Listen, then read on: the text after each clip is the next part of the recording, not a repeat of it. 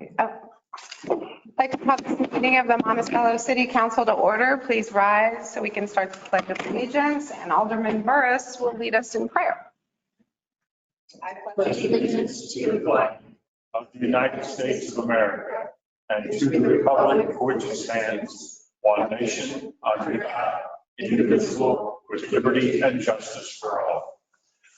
So, Father, thank you so much for bringing us together. We ask you to, again, lead us and guide us and use us to better this town. We love you and praise your name. Amen. Amen. May I have a motion to nominate a mayor pro tem in Larry Stoner's absence? I'd like to nominate Cindy Rock, please. Okay. Do I have a second? Second. That's right. Yes, I do. Thank you. So I'm going to go ahead and take a roll call on that motion. Ms. Muse, Here. this is for the motion to have a Oh, mayor pro yes. tem. Ms. Stevens? Yes. Mr. Clark? Mr. Reed? Yes. Ms. Boat? Yes. Mr. Brock? Yes. Mr. Burris? Yes. Mr. Kim? Yes. Motion passes.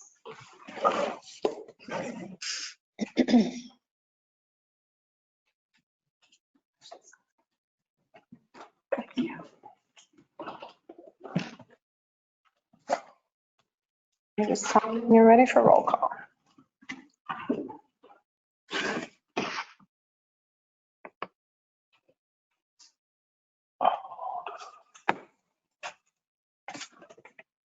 You ready for me to take roll call? Yes, please, if you would. All right. Thank you. Ms. Muse? Here. Ms. Stevens? Here. Mr. Clark? Here. Mr. Reed? Here. Ms. Boat? Here. Mr. Brock? Here. Mr. Burris? Yes. Mr. Kim? Here. You have a quorum. Thank you. I'm going to read the public participation part. Read the public participation part.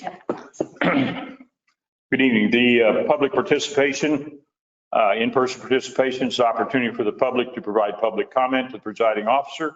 Those wishing to speak are required to sign in prior to commencement of the meeting, must address the council from the seat and table provided. The public comments must comply with ordinance 21402 and be limited to 5 minutes or less. There is no one signed in this evening. Remote participation is also the opportunity for the public to provide public comment. Public comments must comply with 21402, be limited to 5 minutes or less. Is there anyone online? Mr. Scheffler would like to speak. Mr. Schreffler, if you would, please.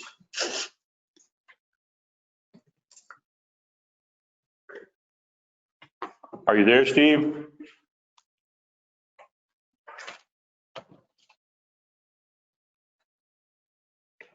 Mr. Schreffler, are you there?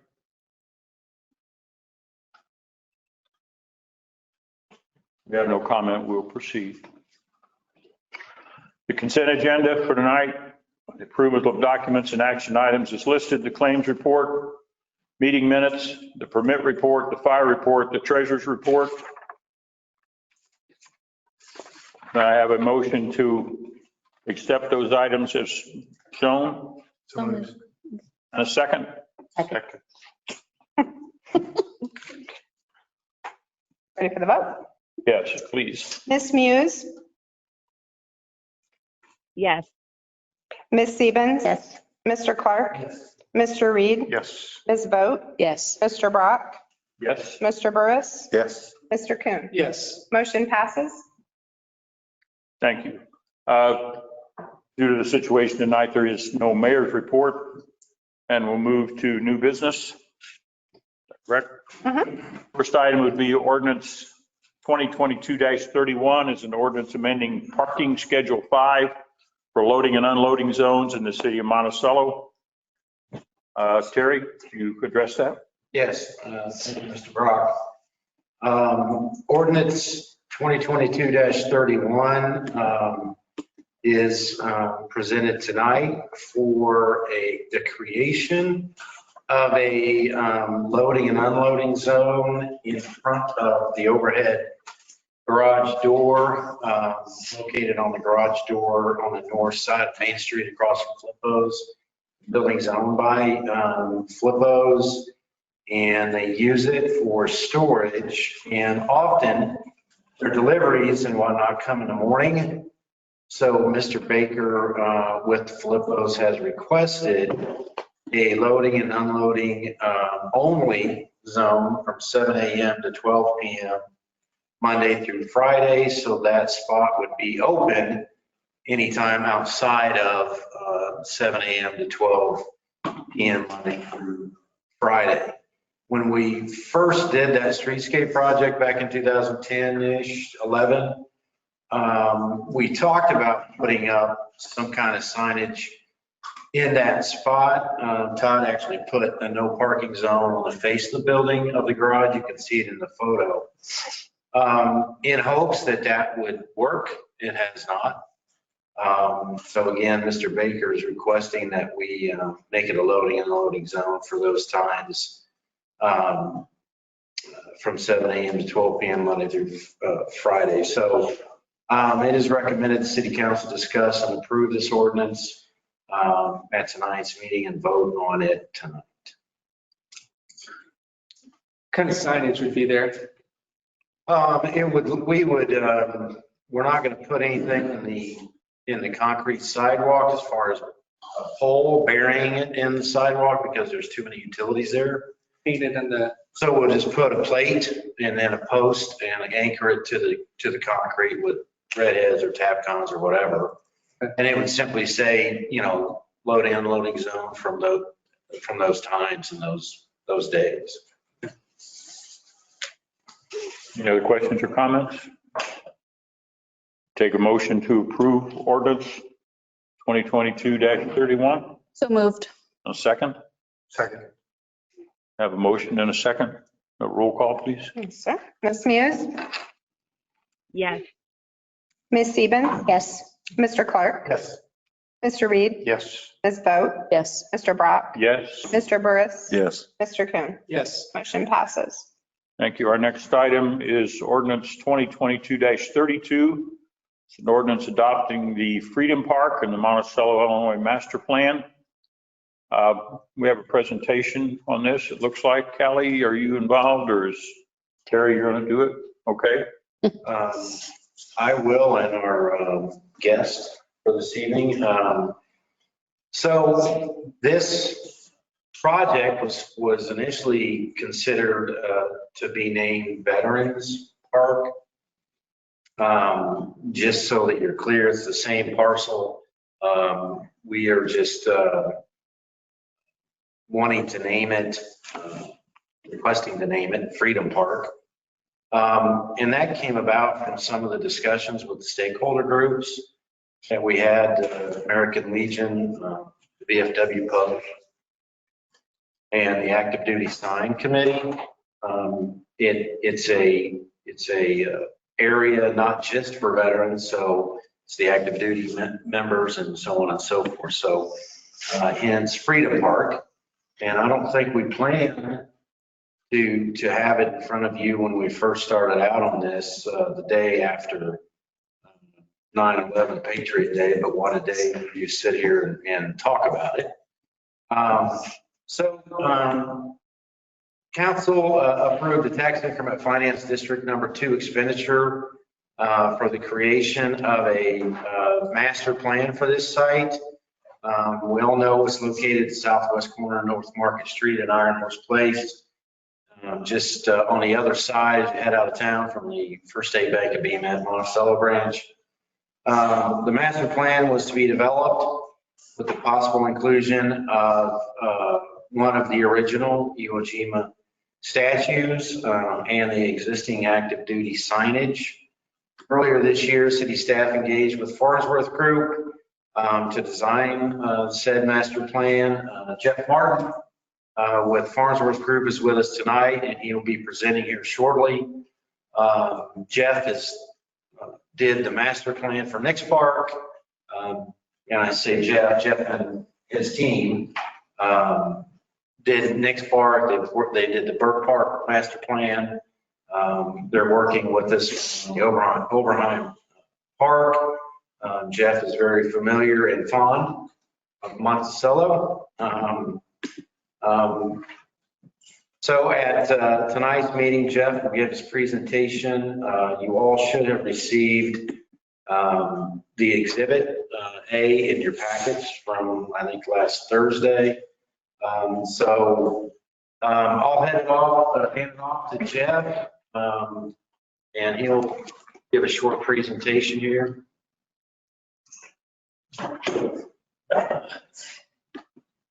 Well, it's always good to come to Monticello. I've been coming here since 2014. For those of you that don't know me, I'm Jeff Martin. I'm a urban planner, landscape architect. I've worked with Callie and Terry over the years on numerous projects, and I love your community. I live in Eureka, and I always tell this every time I come here, I go back to Eureka frustrated. Now I get to go back frustrated because you have a great framing strategy, which Eureka doesn't have. So it's another thing on my list. But I think we have a better football team than you this year. Because the only thing we have on you, but real quick, what I want to do, I think you've seen in the packet, we've created a vision book. I'm just going to walk you through it.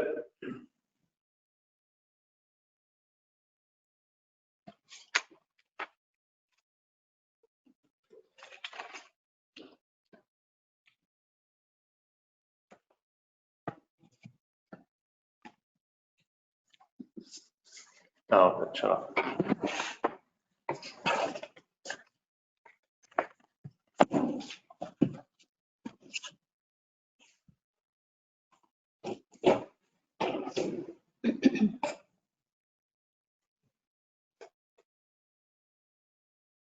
As Terry mentioned, part of this was working with both Terry and Callie, their ideas, but also working with those stakeholders, sitting down with them and finding out what they thought should go in this park.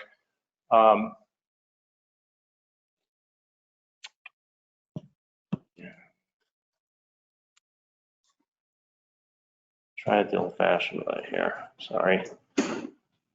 So we've created a little booklet that I'm not going to go through all these little header pages, but the property itself, it's about just under 6 acres, and it's really the reason it almost needs to become a park is it's probably what, 80 feet or so, Terry, from the top of the ravine to the property line. It's just not deep enough to do any type of commercial development. So it's a great spot for a park, and it also has great visibility to the interstate. There's a huge ravine out there. Access to the park would have to come in here off of Iron Horse Place, and you'll see that in our master plan. And we also have the bank over here that kind of flanks it on the west side.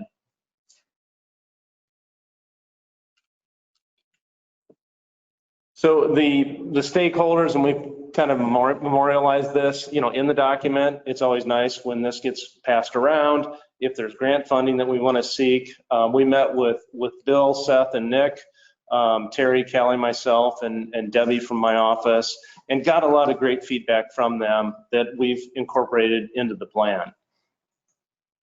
You are going to see the Iwo Jima sculpture, and I found the picture finally. That's the sculpture.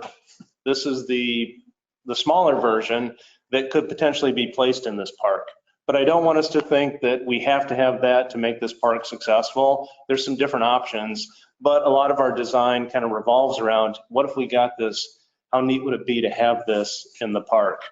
Kind of the 3 key players in this sculpture. Felix de Welden, he was the sculptor of the Iwo Jima. This is the one in Arlington National Cemetery. I think it's 32 feet high, but he created this one about 10 years before, and it's about 12 feet tall.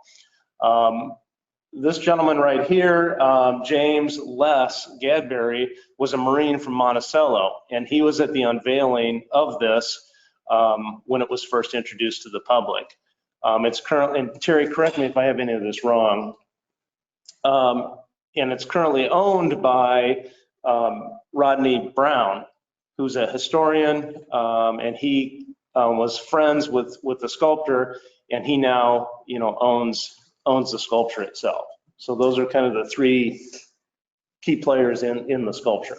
Yeah, I think And to add on a little bit, if you already remember Gloria Cardone, relation to Les Gadberry, Les was also one of the monument men that helped Felix de Weldon actually create some of these mock-ups, some of these models, and was at the unveiling in, I think, New York City or something.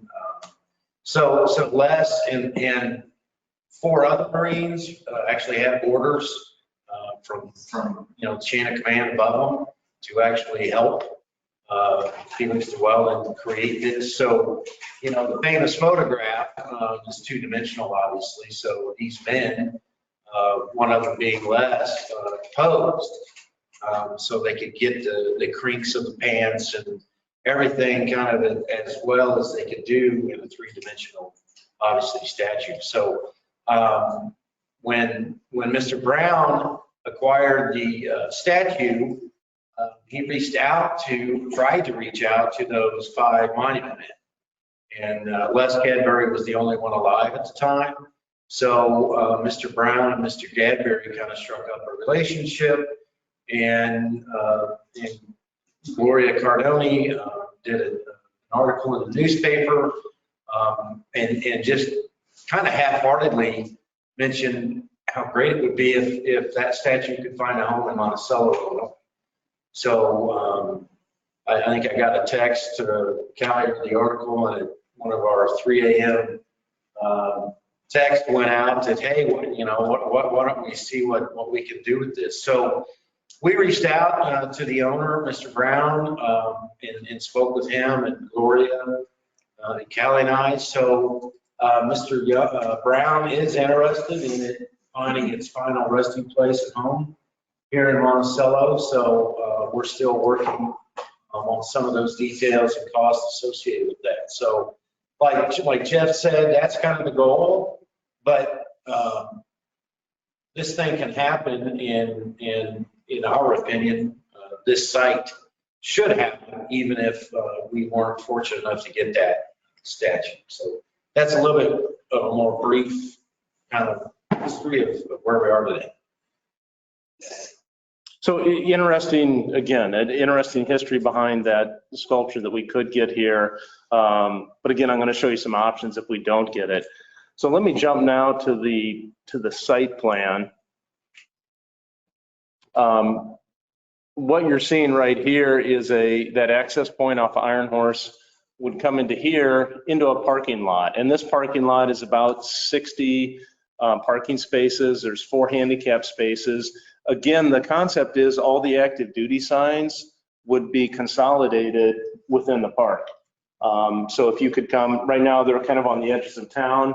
Now they could be all brought together, in one spot. That would occur right in the middle right here.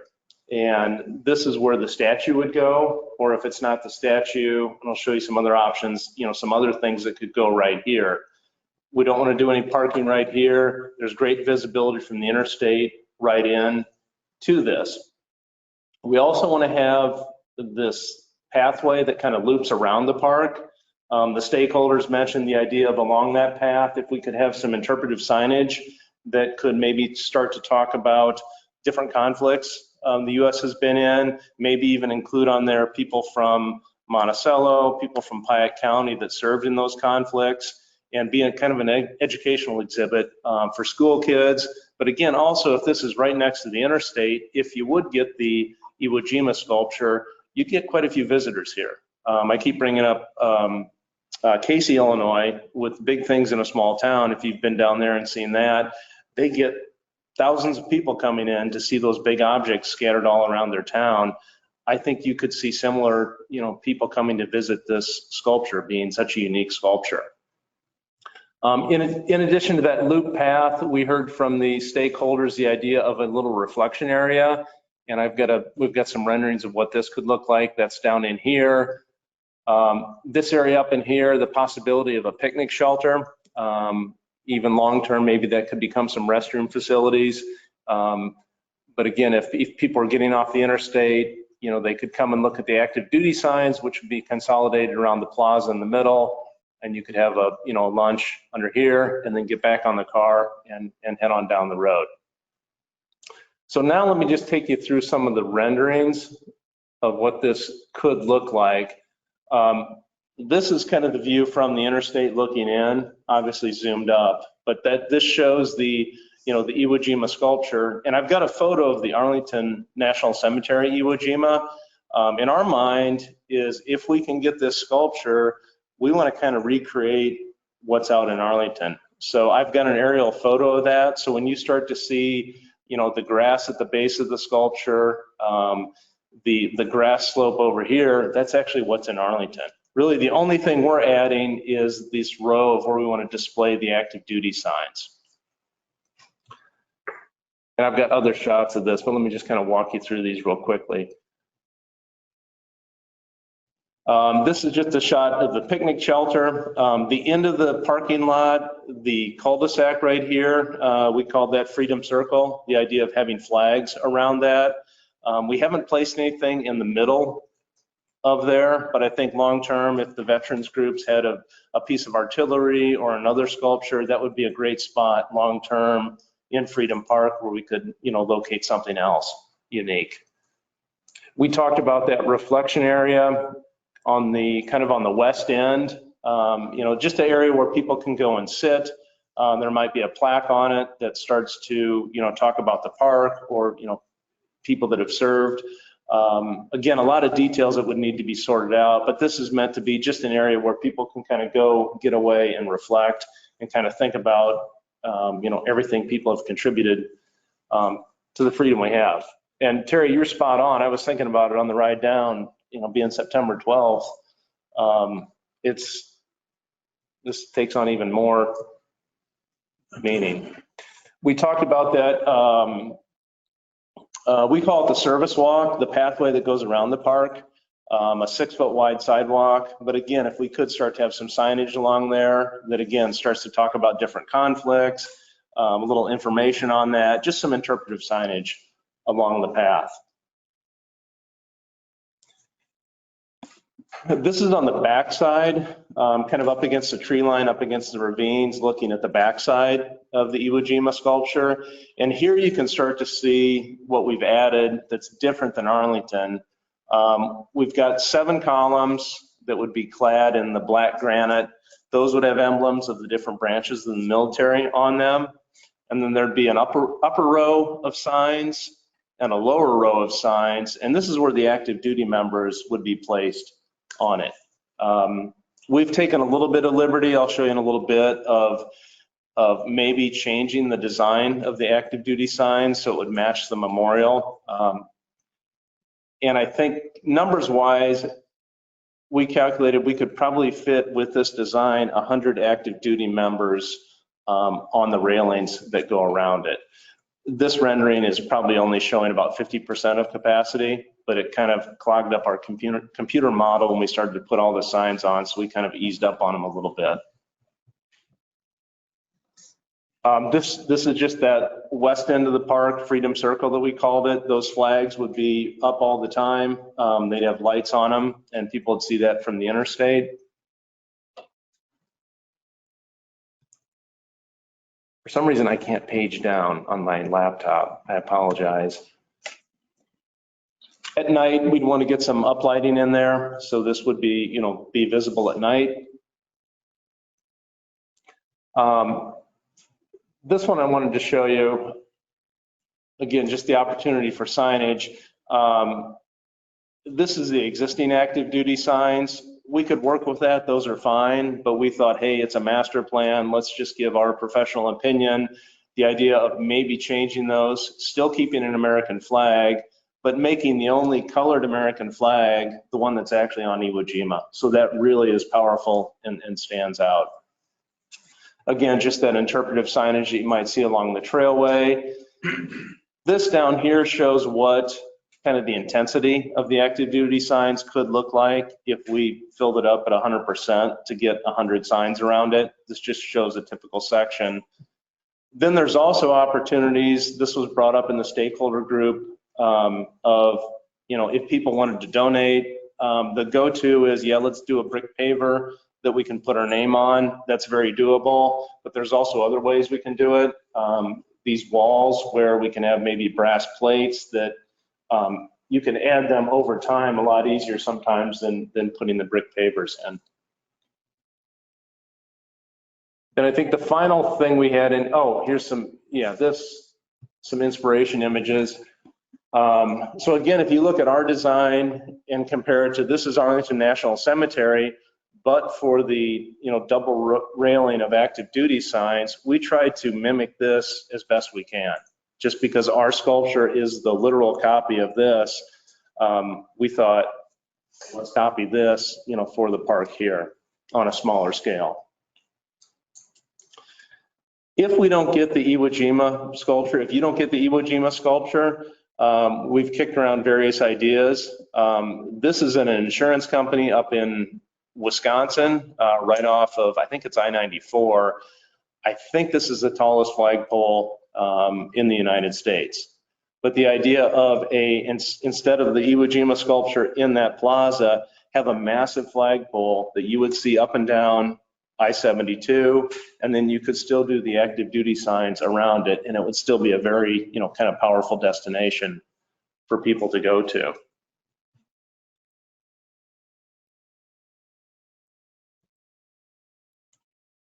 So some of the things we're trying to do, again, it kind of goes back to your branding that you're going through on the walls, is any of the railings that we do out at the park, we'd want to try to mimic what you have downtown. So if you've got a visitor coming in, they're downtown, subconsciously they go out there, the railings that are out there, even the lights in the parking lot, we'd want to try to use the same lights that you have downtown, just to try to tie downtown and this site, together. And this was just a photo. This was a small little, we call it a council ring. I did this down at Western Illinois University, but that little inspiration area, this was kind of the thinking behind that.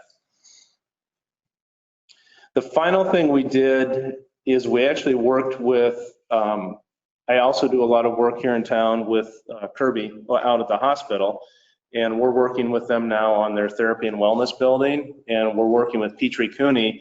I reached out to Petrie Cooney, and they helped us out on putting some costs together for doing the park.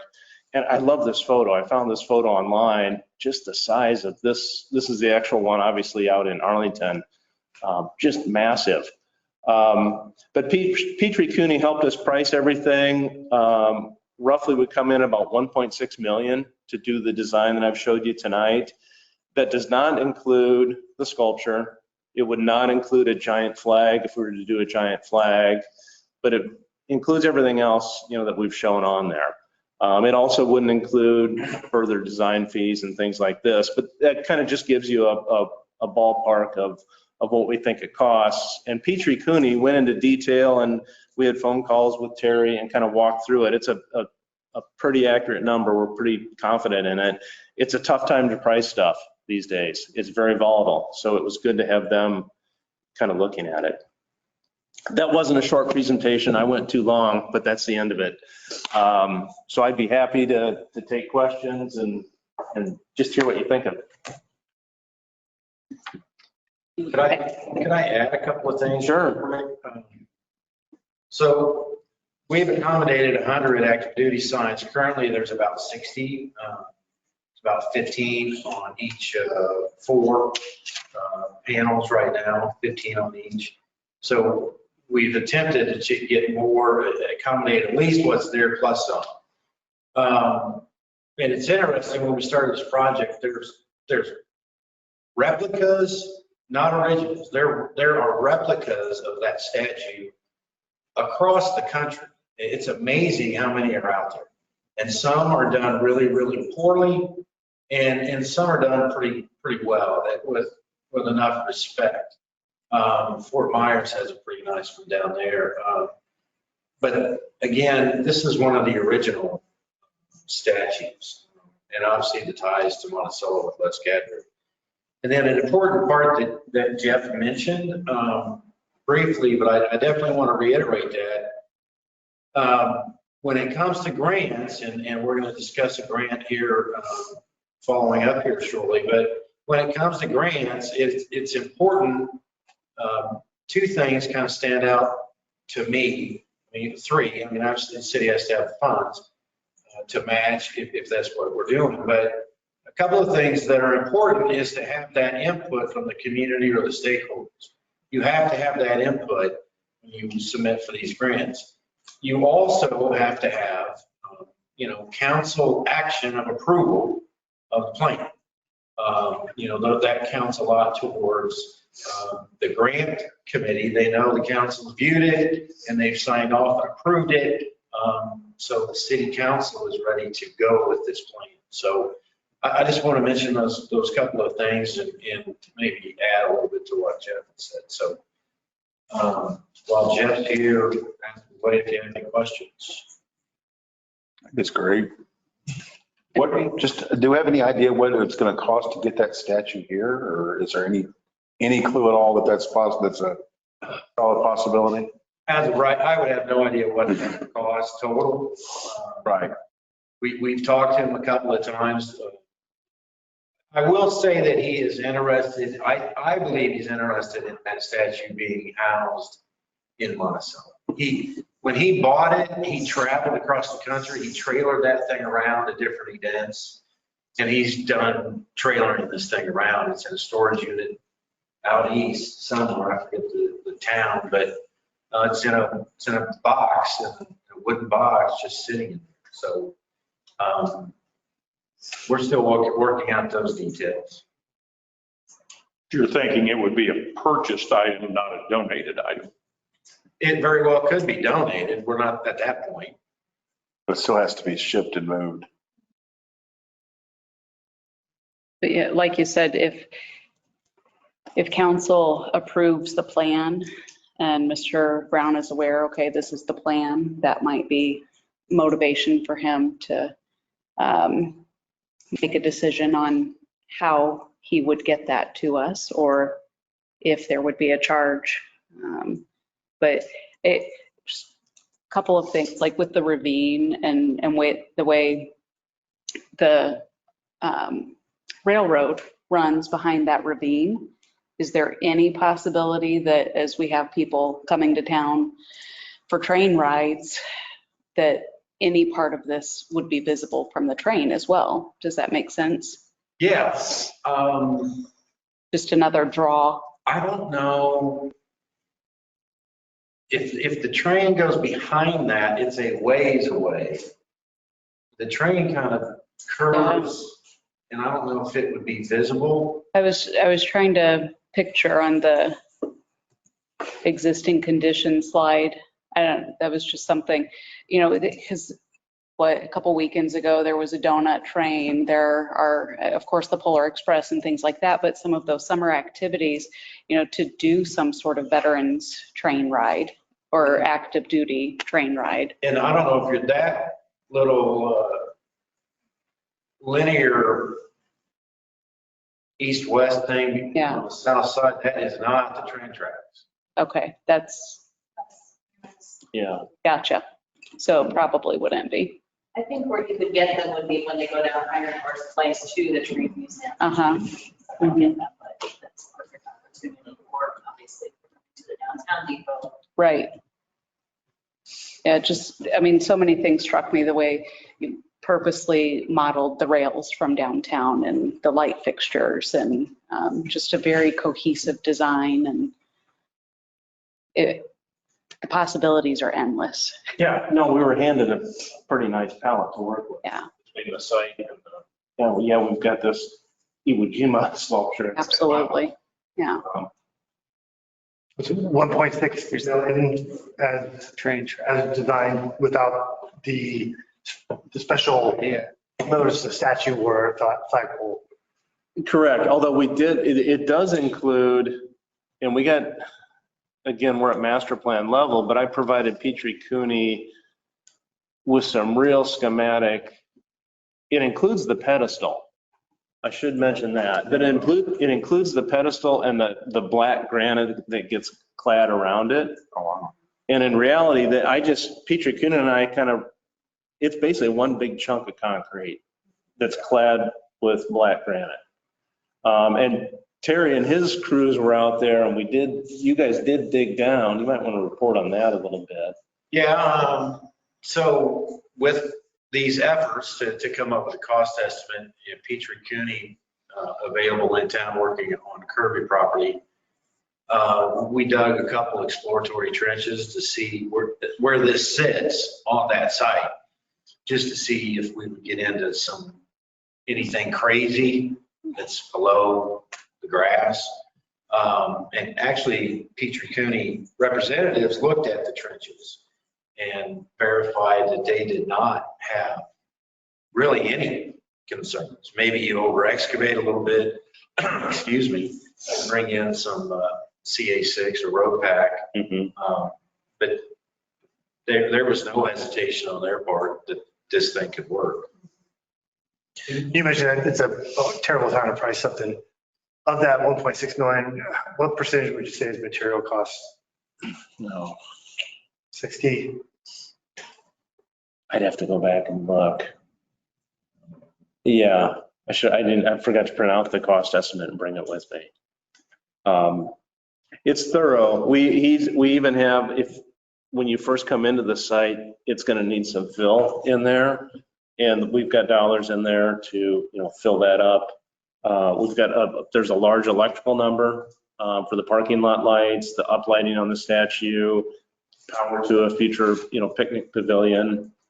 So we've tried to think of everything, along the way. I was thinking about this on the way down, this plan, and it could come later. If this does become a popular draw, you eventually might need restrooms out here, but that could come along later. Maybe I missed it. Is there any sort of like fencing or anything along the, I'm going to call it the south side? Is it fairly steep? Tailing off there some places? I didn't include that. We could put up a nice black, just vinyl coated chain link fence. Just a thought. No, it's probably not a bad one. If this gets legs and we get into more detailed designs, we want to look at that. And if the trail is real close to it and it would fall off, I think that'd be the easiest, cleanest way.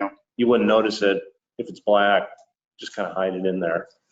I spoke to our risk management folks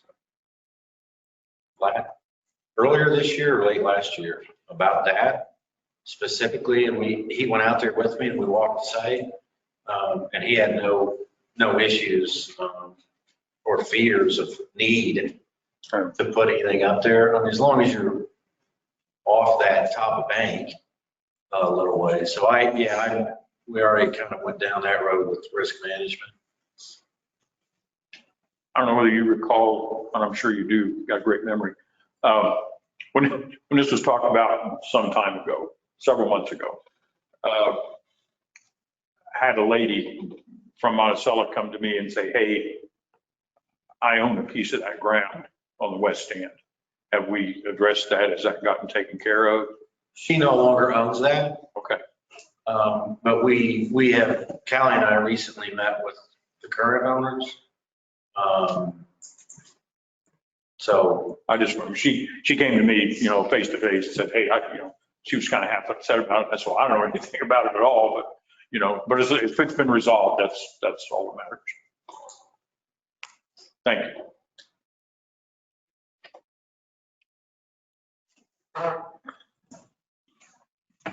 I assume the railroad is willing to move the little engine in. we haven't talked to the Railway Museum. That can, I think its location either can stay or maybe even be relocated to the east side of Iron Horse Place. Feet one way or the other. Very good. And this rolls into, this rolls into the master plan down the road somewhere. This is after we finished Burke Park, after we've done a couple other things that we promised to do. so that this is not going to get started on right away, I assume.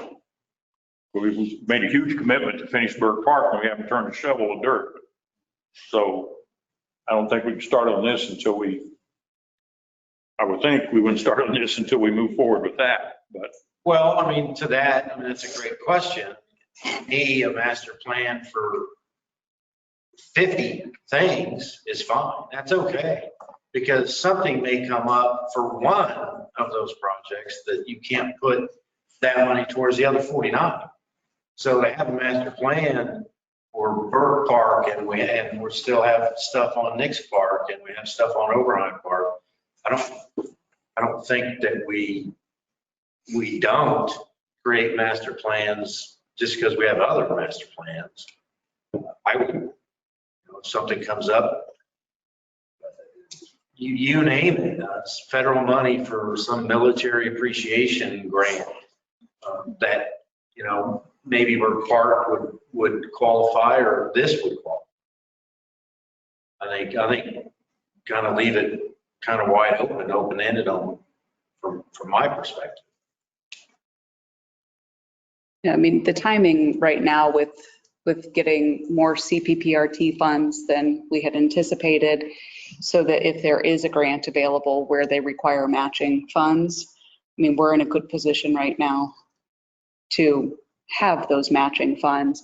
And yeah, depending on grant requirements, which one would go. I mean, I think next on the agenda is more information about Burke Park. So it seems like that one is under those grant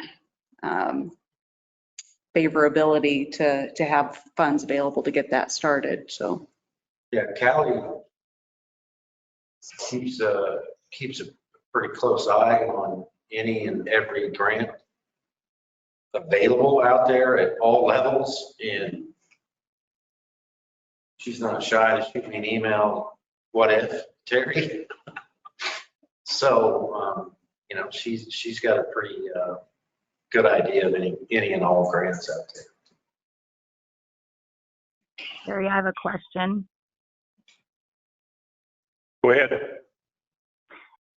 When it comes to the grants, the funding through the grants, is there often a time limit involved? Like if we applied for a grant and then received it, is there a time frame for completion of projects for the grant to still be viable or whatever? Some grants, if not all, Jeff or Callie might add to this, but some or all usually have a window of time. The one we're going to talk about a little bit later is, I think, 2 years that it has to be completed. OSLAD? Yeah, there is a ticking clock. On most, if not all. Yep. So it might be a behoove of us, if we've got extra CPPRT funds, to save it into a pot so we've got it. So depending on which grant comes out when, we're ready to roll on it, as opposed to if we allocate it for something and then we'd have to figure out another way to use it. Because we get several of these projects that they're all really good, and I don't know that we have one that's timeline-wise this one before that one, but we want to be able to act. And with this plan, if I'm understanding the process, if we approve this plan, we are not saying we're committing $1.6 million. What we're saying is we approve this plan and now find funding for it or explain how the funding will work. And because we've approved it, you would have access to more grant opportunities. But approving it does not mean 2 years it will be done. Yeah. It does not mean we'll spend a dime on it. It just means, yes, we would like to approve this plan. Or something very, very close to. Yeah, I'm not asking you to budget any money for FY 2023 tonight for Freedom Park.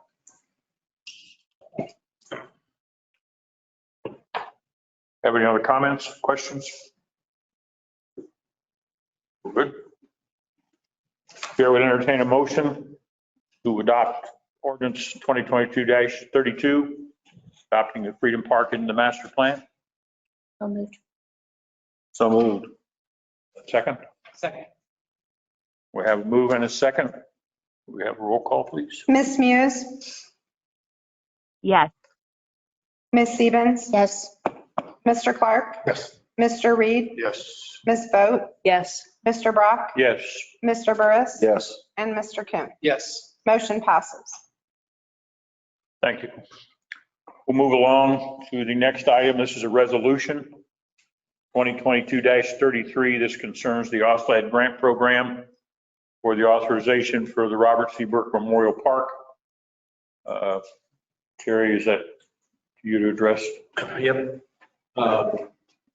Thank you, Mr. Brock. So kind of talked about this a little bit. There is an OSLAD that recently, grant opportunity that recently was brought to staff's attention that we felt that Robert C. Burke Memorial Park Master Plan, that is a good candidate for this round of OSLAD grants. If you recall, the master plan for Robert C. Burke Memorial Park was developed by Jeff Martin and his team at Farnsworth Group and approved by the Monticello City Council last September. In late August of this year, city staff again became aware of an opportunity for a possible OSLAD grant, and that's administered through the Illinois Department of Natural Resources. Again, this is pretty short order. We just were made aware of it. City staff then met with representatives. Again, Jeff and his team at Farnsworth Group inquiring about their professional assistance in applying for the grant. The grant is a 50% matching grant up to $600,000. The project must be completed within 2 years from the grant award from the IDNR. The application deadline for this round of OSLAD grants is 5 p.m. September 30th, 2022. So it is a tight time frame to get this submitted. The approval of the attached resolution is required as part of the grant application portfolio. Exhibit A, which you all should have received last Thursday, depicts the portions of the overall Robert C. Burke Memorial Master Plan that the city would be submitting for this round of OSLAD grants. And I know Jeff, you might have it with, yep, you do.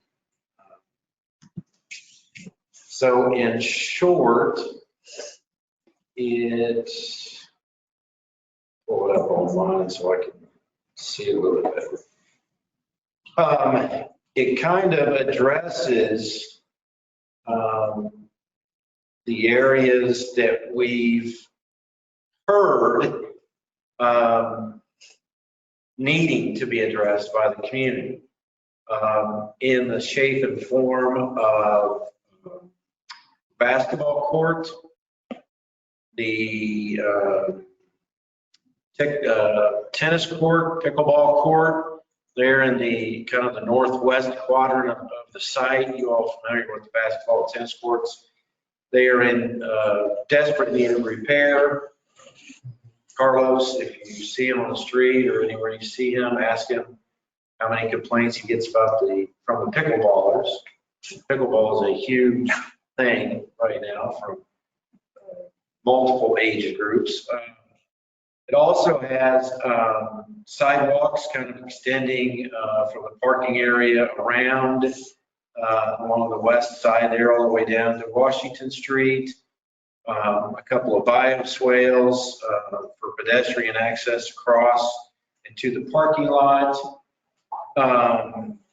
We would also like to, and Farnsworth is getting kind of crunching the numbers again on this. So we would like to also get the raised crosswalk there on Railroad Street in front of the parking lot of the pool.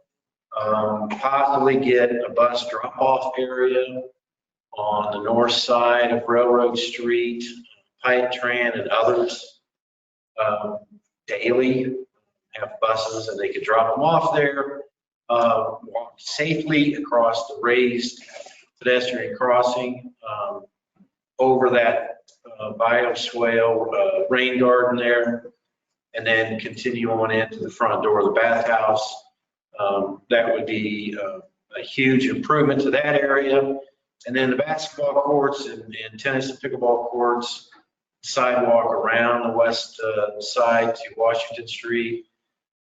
And going back to that raised crosswalk area, if you recall, the city has, I don't know if we've applied for 1 or 2 grants to extend, connect our bike and hike trails along that, just on the south side of the railroad tracks there, from the existing bike and Sangamon River Bridge bike and hike trail on Railroad Street by the Public Works campus.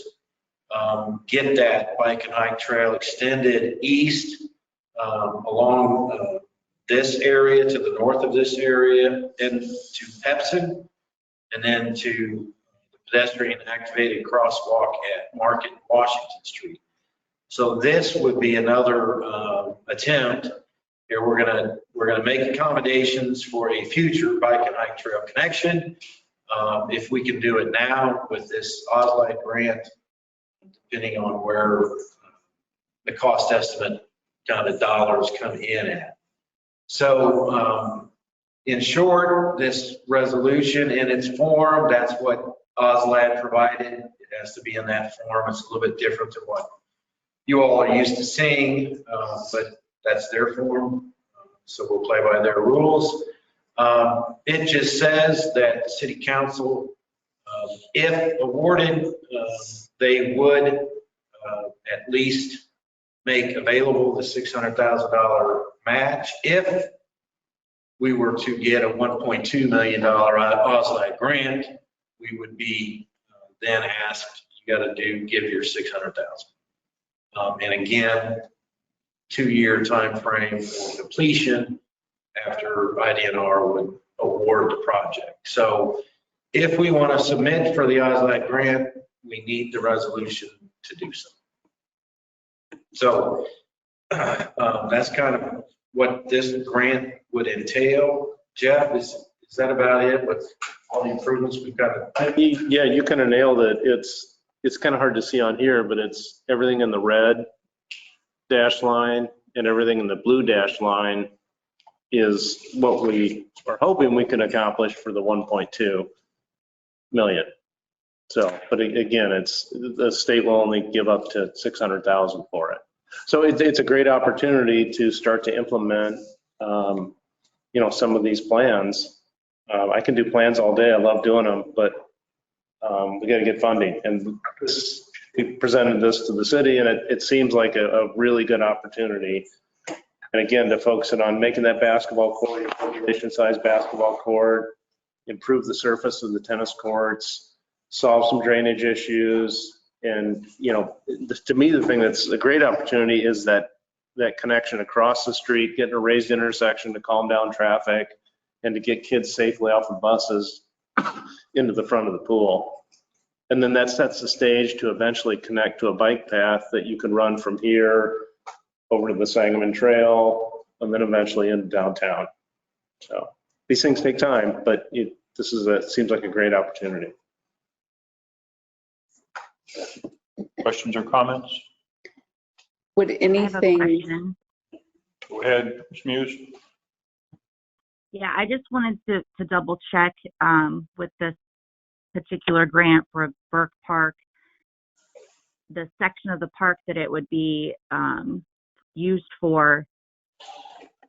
Is there going to be new or better signage, designating that it's Burke Park? I think I remember from when his sister, I believe it was, came in and spoke with council several months back, we talked about how a lot of people don't even know the story behind Burke Park or even know that it's called Burke Park. So I just want to make sure that in the first phase that there's going to be something that will make it pretty clear that that's what the park is who it's in honor of. It wouldn't include, if you remember in the Burke Park Master Plan, there's quite a tribute to Mr. Burke in the plaza that was going to have information panels. It does not include that. We do have in our preliminary numbers, we were looking at new signage that would go on the front side in the what we're calling the phase 1B. But it wouldn't include that there was a statue and information panels to Private Burke. It would not include that. Okay, thank you for clarifying. I was wondering that as well. So J, item J has the Burke Memorial Plaza, and it's not blocked off on the legend, but on the map, it's within that red dotted line. So just for clarification, that will not be part of this. When we were running the pricing, we were trying to figure to get the circular sidewalk for a future. Okay, So kind of set the table for, here's a sculpture, got it. but yeah. And that was just then something, if the city in the meantime is able to maybe paint the letters like white or something on the current sign just to make it stand out until that phase of the project. Yeah, we can look at the signage. I think, Jeff, correct me if I'm wrong, but each round of OSLAD, at least, I don't know if they're all the same, they may be a little bit different each one, but each round has criteria. So certain criteria of this plan would be eligible, certain criteria is ineligible. So as the professionals sit down with Kelly and I and staff, what would score the most points to get the money? That's what it boils down to.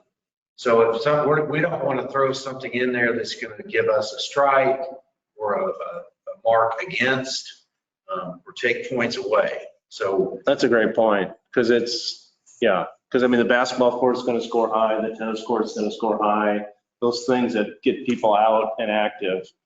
So we want to be strategic, and the signage is important, but maybe if we can't do it, that's something you guys can always do on your own, separate from it. And Power wash, paint.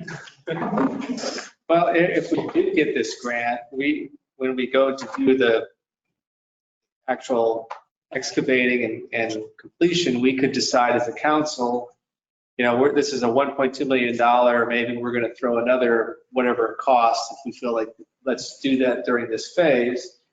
We could spend $1 million, make it a $1.6 million part of this, and we get the 600,000. It's not part of this grant per se, but we could, if we know we get the grant, we could say, okay, what part of this in addition could we do in this particular phase?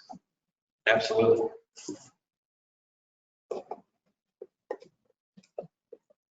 Anyone else? Questions, comments? Chair would entertain a motion to adopt resolution 2022-23. Second? Second. We have a motion and a second. Roll call, please. Ms. Muse? Yes. Ms. Stevens? Yes. Mr. Clark? Yes. Mr. Reed? Yes. Ms. Vogt? Yes. Mr. Brock? Yes. Mr. Burris? Yes. Mr. Coon? Yes. Motion passes. Thank you very much. Moving to 6.4, residential refuse and recycling collection program, discussion only situation. Terry, I'm assuming information. Yeah, so if you recall the pre-proposal meeting, was held last week, Tuesday. There were 2 waste hauler companies showed up for that proposal meeting, GFL and Republic. It was a really good meeting. I shared the comments that I provided to the council on the request for proposal and went through specific items within that RFP.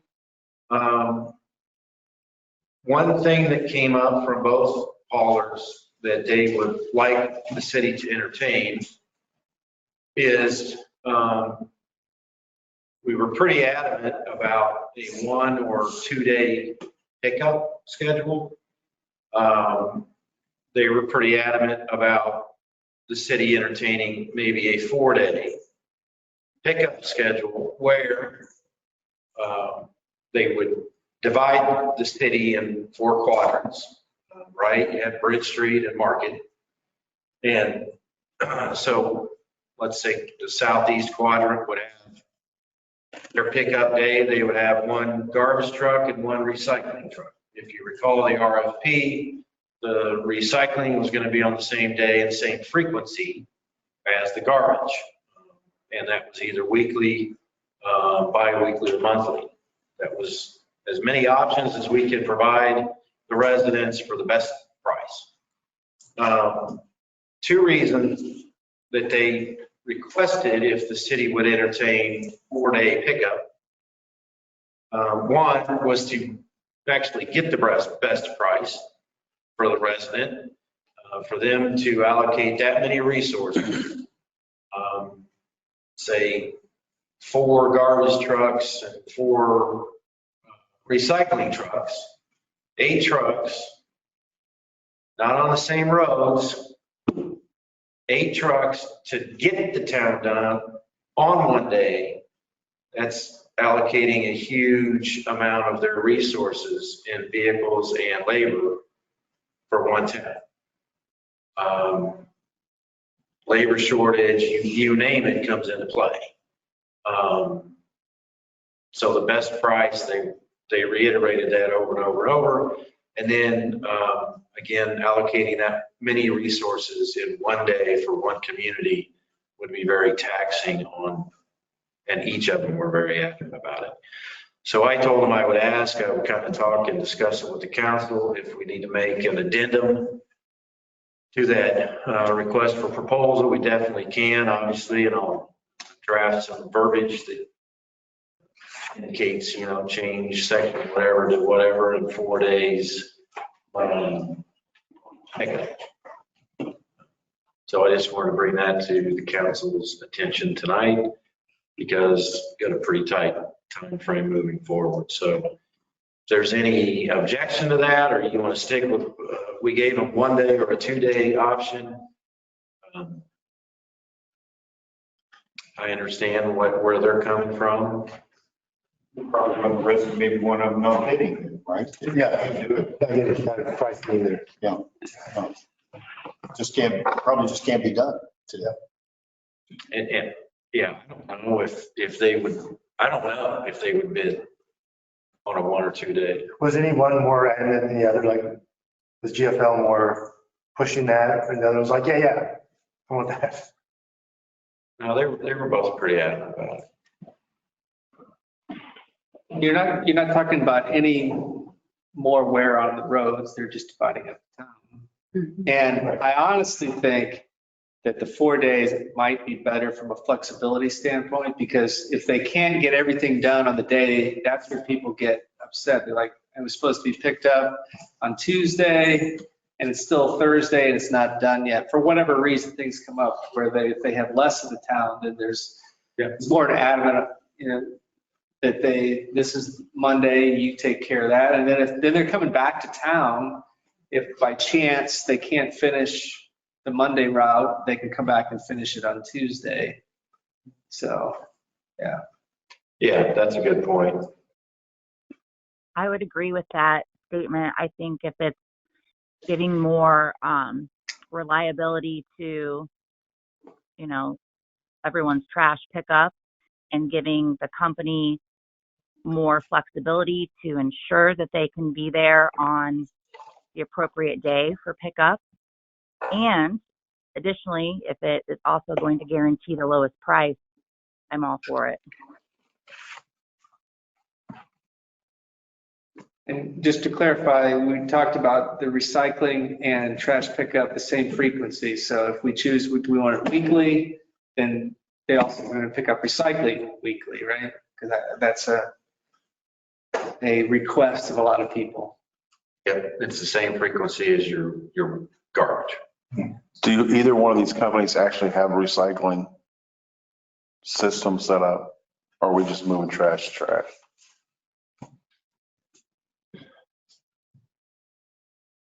They offer recycling. We have to see what they do, yeah. Okay. I mean, I couldn't answer that. Well, I mean, if you look around the country, there's just not recycling centers. There aren't.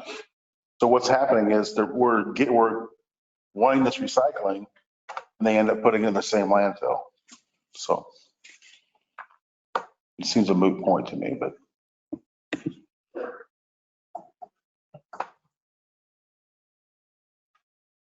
Anyone else?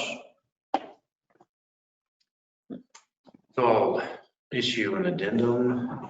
Everybody in agreement with that? Make an addendum, give them that option? I think we're good, Terry. Go ahead and give them that better option. Okay, Mr. Schreffler, are you with us now?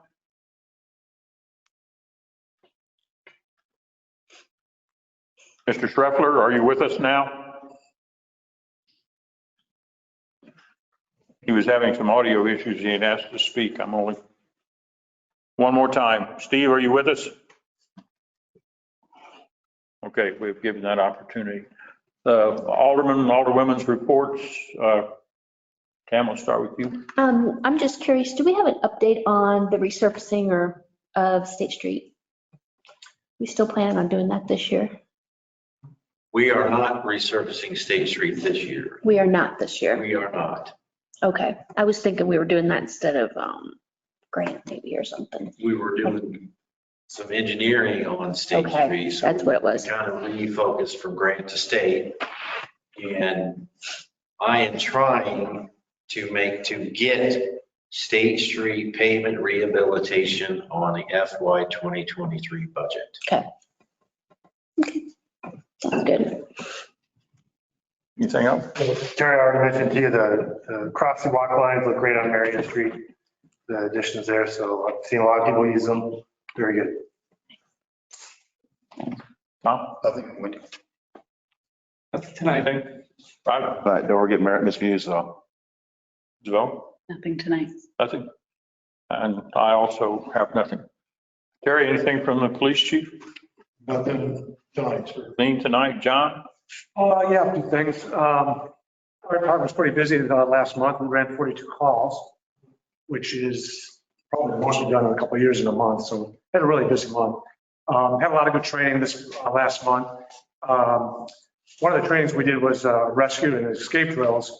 We have a fog machine and we had fog in the fire department, and the guys call through the fire department trying to find different items in the fire department in the smoke because you can't see. So it was good practice in a smoky environment. The following week, we went out to our burn containers, which are out by the driving range. You probably see them out there. We use them quite often. We get a real fire going in there. We get some heat. And we have this dummy we made out of hose that we drag out. It weighs about 150 pounds and try to find that. It's good training. We had Carl come in the third week and do mass trauma active shooter training with our department. Dr. Smith from Carl is their emergency surgeon, and he came and did some training for us. Under just kind of miscellaneous stuff, we had one firefighter resign his position, Caleb Hansen. He just, time in his life, he's got a lot of things going. He's just not making calls and meetings. So it was best that he resigned his position. But Caleb's a great guy, and hopefully someday things get organized in his life. He can come on back and be with us. So Caleb's a great guy. We did traffic control at the triathlon we had out here. We're on a movie night with the fire trucks. Myself and Firefighter Pals met with the Restaurant Owners Association, talked about getting Knox boxes on the buildings and doing some extinguisher training. And we want to do a program trying to get some of the businesses to get Knox boxes. And what Knox boxes are is a box that's either mounted into your building or on the side of your building. It has like one key, which the fire department has. You put your keys in it, we can get into your business if there's a fire or some kind of emergency. So if you have any of your constituents that have businesses, it's a great, about $450, it's a great item to have. It keeps us from breaking down your door, which is probably a lot more expensive than $400. We did a presentation for the restaurant owners, and if anybody of them, they want to do it. Any business, any residential home can have the same thing too. They have Knox boxes for residents, maybe some people that are in wheelchairs or they just can't get their doors quick. They get a Knox box, we can get in real quick and help them out. So we may go down to different businesses and just propose to them this idea. We also were at, the last thing we did a fire drill at the middle school. They have a Knox box in the middle school when they built the school, but the other schools do not have. So I talked to Mr. Clapp today, and they're going to probably, and Buzz, of course, and they're going to get some Knox boxes for their schools. But it's a great thing for the. We haven't been doing that. You haven't been doing that? Yeah, awesome. It's a great thing to have. The courthouse just put one on. Sheriff Vogelsang just put one on too. So if you know anybody who wants it, just have to get a hold of me, and we'll make arrangements. There's a certain code for our jurisdiction that is just for our key. So let me know. And we'll probably go around some of the businesses to see if we can put some in. We were at the medal ceremony for the first responders, police, dispatchers, with that save we had a couple months ago. They had a picture in the Facebook, but I guess it was on Facebook of the people. That was awesome. We were again out at Eli Field, filling their water tanks for their shows. Rob Ross had a fire or a Pike County Emergency Agency meeting about school safety. We attended that. I know Terry was there and the city was there. All the different schools were there. We provided medical coverage for the football games, which we'll be doing now. Kirby's kind of expanded their jurisdiction of coverage, so they can't be the football games on Friday night. So they have asked the fire department to cover the football games. So we usually have a truck out there to provide some any medical coverage out at the football games. And then the last thing I mentioned, we had a fire drill at the middle school. Again, that went well. So, that's all I had to report from the fire. Thank you, Chief. Good. I will insert something here that only because I work with it on a daily basis with the radio in my ear in the courthouse.